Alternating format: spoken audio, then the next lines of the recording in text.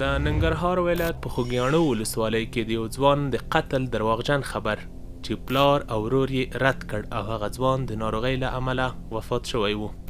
بسم الله الرحمن الرحیم.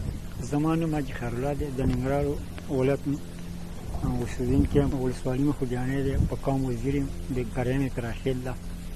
صفت الله زما په بچیو کې مشرنی لسمه زه یم. هېڅ قسم مشکل موږ د هېڅ چا سره په افغانستان کې نه لرو. دا د هېڅ چا د خوا نه دی وژل شوی، د هرې نګاه نه.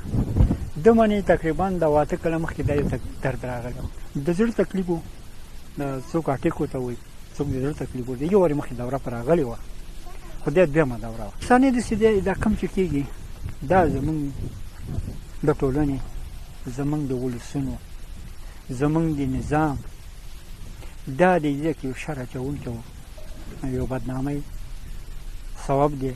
نوم مې زاویه دی، د حاجي خیرالله زوی یم، د صفت الله ورور یم.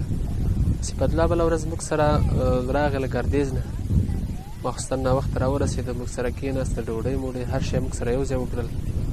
بس په لاړو خپل ځای ته لاړو. نو سهار داسې 5 بجې 6 بجې وې چې پرې خبر شو چې سړی مریض دی. چې راغلو ورته سړي باندې د زړه حمله وه او راجګ مو کړ په خپل لاس باندې. اول دا نږدې ډاکټر ته مو یوړو، دلته دوی چې فشار وکړه راته امر وکړ چې سیتامې ته یوسئ. خو چې تر سیتامې مو رسوو او سړي ساه له لاسه ورکړې وه. هغه رسنۍ چې کوم دا خبرونه خپروي دا ټول بې ځایه دي. دا خپل د زړه تکلیف یې لرلو. یو پیره مو وخت کې هم دا دوره پرې راغلې وه، هغې ته په مو وختي رسېدګي وکړله، ومو رسوو. هغه څه دغه چې هغه مو